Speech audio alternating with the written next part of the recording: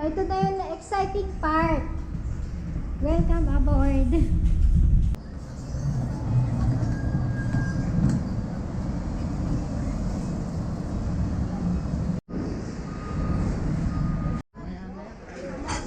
So, hanap muna tayo ng mesa. Gusto ko yung sa tabi ng bintana. So, talagang gutom na kami. At ito ang first meal natin. So, ito talaga. Favorite lang natin. Ako binibili yan. So, mag-buffet lunch tayo. Ito yung mga inagahan na namin. 11 pa lang nandito na kami. Dahil maaga ang check-in time. Alauna. Pwede na kaming mag-check-in sa balcony room. Dahil wala akong tulog kagabi, late yung flight na, delay yung flight ng 3 hours. So, dumating kami dito ng 1 a.m. Ano mga pag-check-in sa hotel ng mga almost 3 a.m. So, wala akong tulog kagabi. Diliis ko talaga kasi kala ko makakalibre. Hindi kami pwede matulog na lang sa hotel. Pero no choice kundi mag-check-in dahil sobra na yung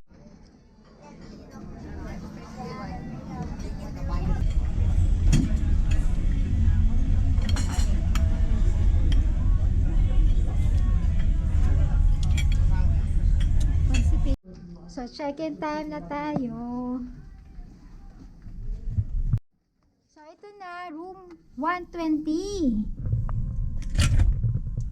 Wow! Suspense to ha, suspense. Ang laki ng walk-in closet! So, ito yung room namin. At may balcony tour tayo mamaya. Separate natin yan. Wow! So, ito siya, guys. Mas maganda yung previous. Mas maganda yung sa MSC.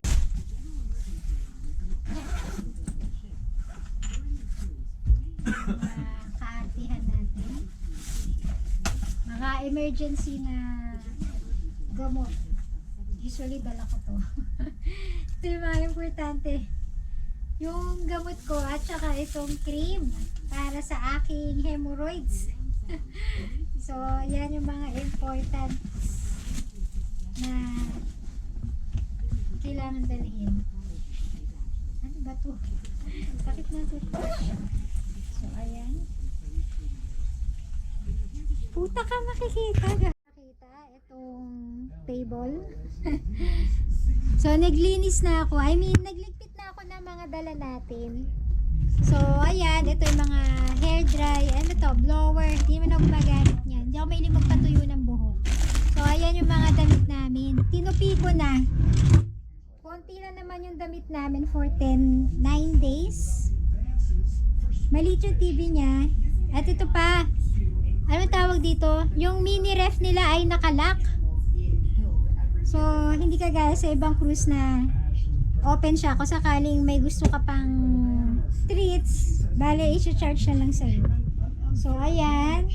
At another drawer.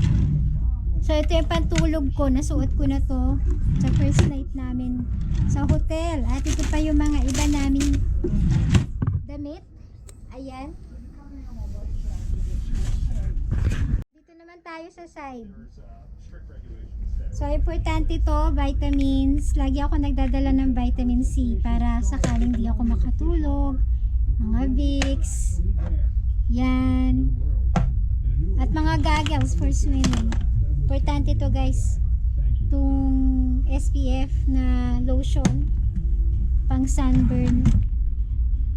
At ito, mga damit ng anak ko. Dito siya. So, nakatupi na yung mga damit namin. Hindi ko siya hinanger. So, ganyan kalaki yung room. Naman tayo, mayroon siyang walk-in closet. So, dapat mga damit ang lalagay namin dyan. Yung mga susuotin talaga namin. Pero, hinang namin yung mga damit na marurumi na. Kasi gagamitin ulit namin ito pabalik ng Canada. Yung mga winter jacket. Ayan, kung ano yung suot namin papunta, yun din yung suot namin pa uwi. Para mas tipid. Kasi mabibigat kasi to. Hindi siya pwedeng ilagay sa maleta at mga backpack lang yung dala namin. At ang maganda dito ay meron siyang life vest. Dahil natatakot tayo ma-Titanic, kailangan yan. Importanteng may life vest sa bawat cabin. Dito naman tayo sa CR. So, inayos ko na to. Actually, hindi ko pa naayos yung mga basahan natin. Marumi na yung CR. Sorry. Sobrang dumi niya na. Gamit na siya. So, yan. Yung mga towels. So, ito yung mga importante magdala kayo ng sarili nyo. Toothpaste at toothbrush dahil hindi po kasama sa binayad yan. Mga toiletries. Ayan. At mga towels. Medyo may amoy siya. Guys, honest review ko lang. Amoy ano siya, maruming tuwalya, amoy pa. Malaki yung CR niya. So pagdating sa CR, okay yung reviews ko. Pero may amoy nga siya. May amoy. So ayan. At maganda yung kanyang walk-in closet. Malaki. So, the hanger natin. Marami siyang mga naka-reserve na hanger. Ayan. So, good for families na.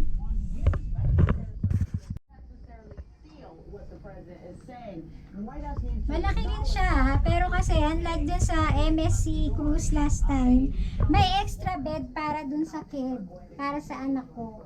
So, dahil nga dito, magsishare kaming tatlo, dito kami sa isang queen size bed. So, dapat naka-separate talaga pag may bata. Kasi mas malaki, mas bago yung sa MSC. Separate na may sariling bed yung kids. Pero okay na rin naman siya. No complaint. So, ayan.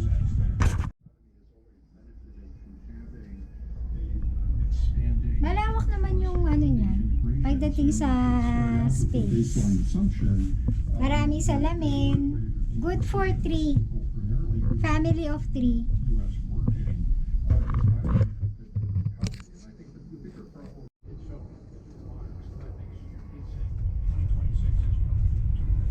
So, ito pala guys, kailangan dala natin to. Kung sakaling hindi tayo matunawan, mga emergency to na gamot. Imodium. Tsaka yan. At nabubuksan pala ang ating mini ref. So, meron tayong mini pantry. So, ayan. So, lalagay na natin tong mga tira-tira natin. And, sayang kasi. At mamaya pag 3 PM tayo magsisail. Ito nasa tapat na barko natin ay Allure of the Seas, Royal Caribbean. Without fixing anything underlying, or you do indeed attempt reforms that are going to lower costs by another means.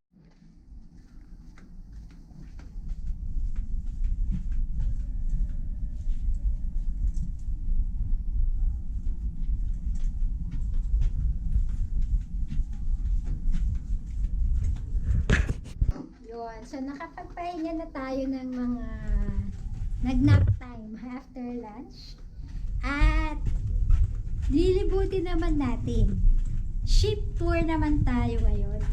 So, check natin pinaka-upper deck hanggang dun sa, meron kasing Christmas tree. Ano ba tawag doon? Christmas tree lightning mamaya. So, mamaya 8:30. So, mamaya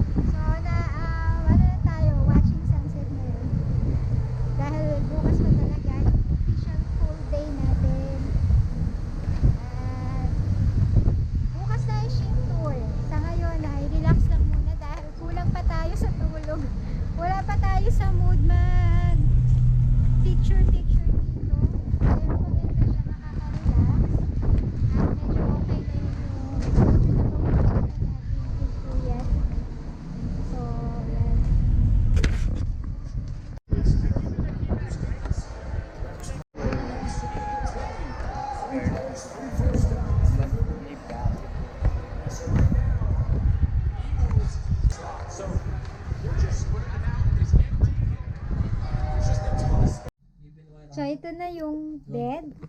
Nakaharang siya sa... Nakaharang na yung balcony. At luminis yung bed natin, ha. So, first night is buffet.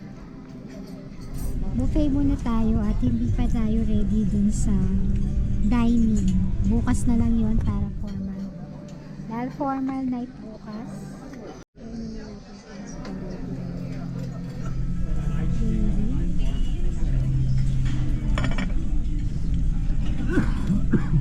So, meron pa tayong titikman na rice. So, ito yung hall nila. Promenade. Maganda din. Para sa MSC.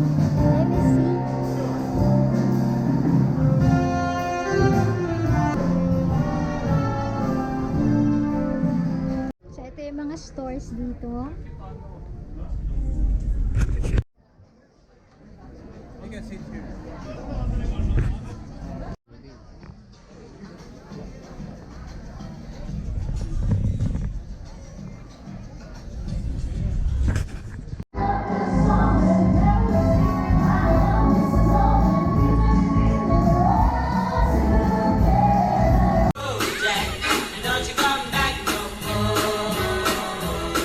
Oh woman, don't treat me so mean. You're the meanest old woman that I've ever seen. I guess.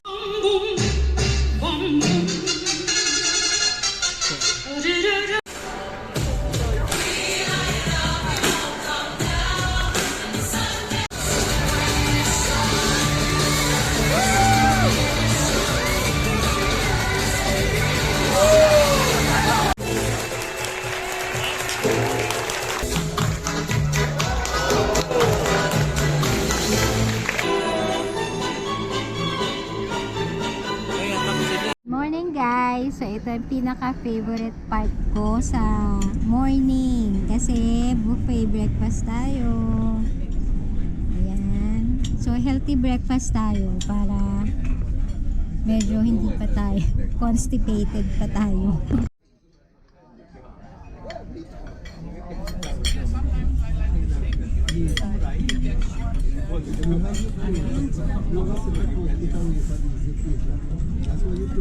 It's just that you have to mix them up.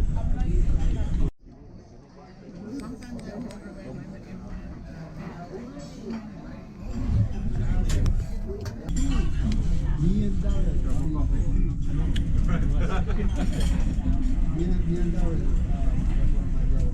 One couple minutes ago, Ivan asked us.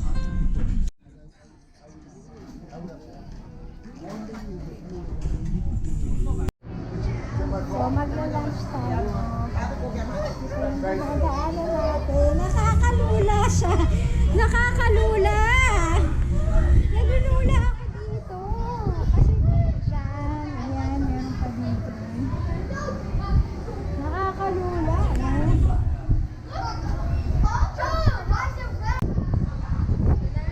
ako dito.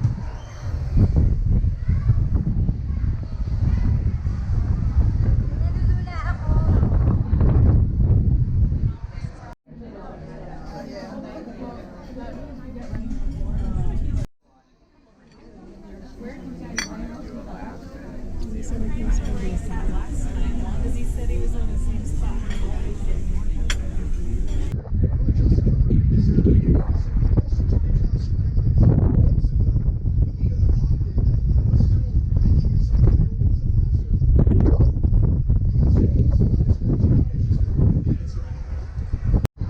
Daming tao ngayon sa dahil Sunday. So bukas tayo island tour natin. So nandito tayo ngayon sa mall marketplace. So marami mga stores dito. Dito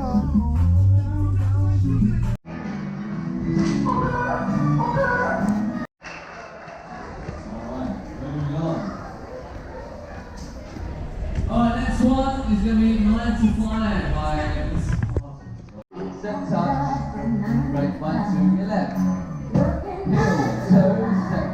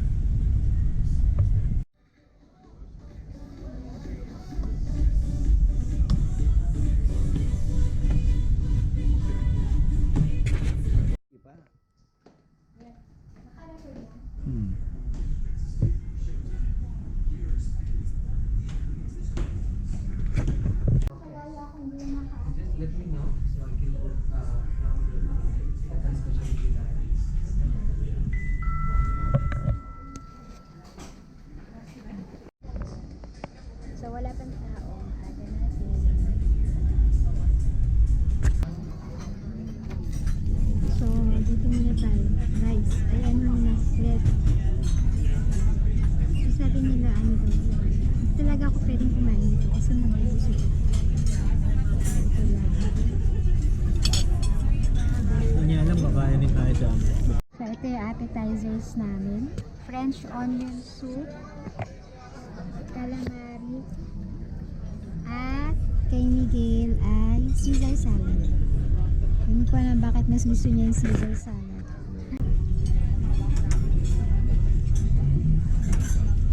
So, nag-request talaga ako ng rice.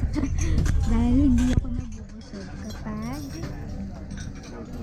merong rice.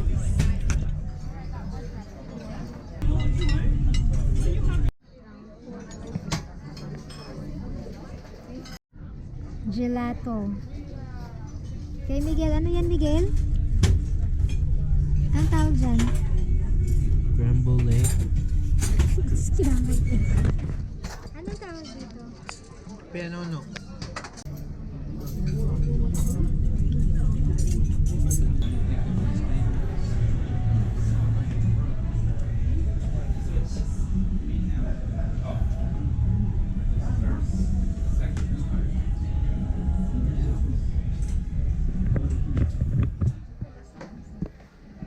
I think it's the Medex. I don't know, it's the one that takes it to Mexico. Yeah, it's in Mexico.